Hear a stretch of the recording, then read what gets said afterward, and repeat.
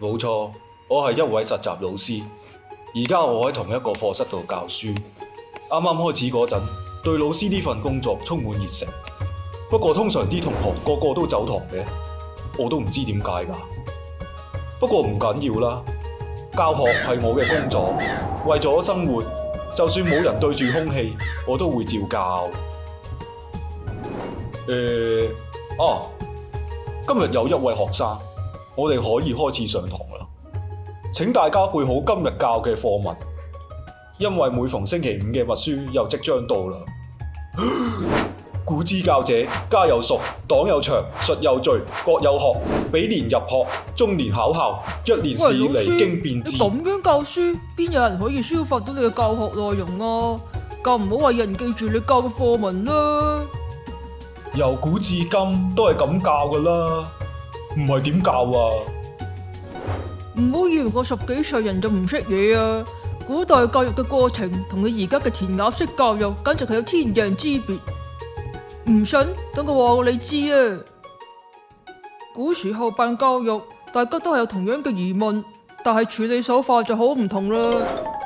老師啊，我家呢個臭小子，哎呀，與才華無緣，背誦技巧又差勁，未能成為書香門第，如此成績可以有何打算呢？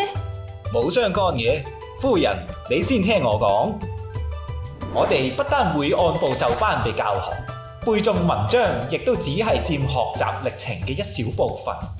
每年都有新生入學，2年考試一次，入學1年考察學生是否懂得文章斷句，辨別志向所趨。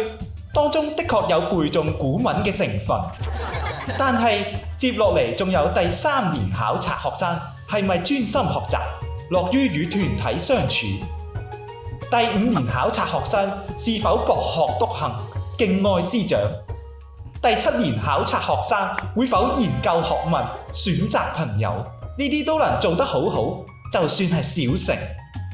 到咗第9年，能夠觸類旁通，臨時堅定不壞，不違反師訓，呢啲就可以稱為大成。人生路漫長，9年嘅學習時間，重點都係要將自己培訓成一個觸類旁通、專師取友嘅全方位人才，從中發掘明確志向。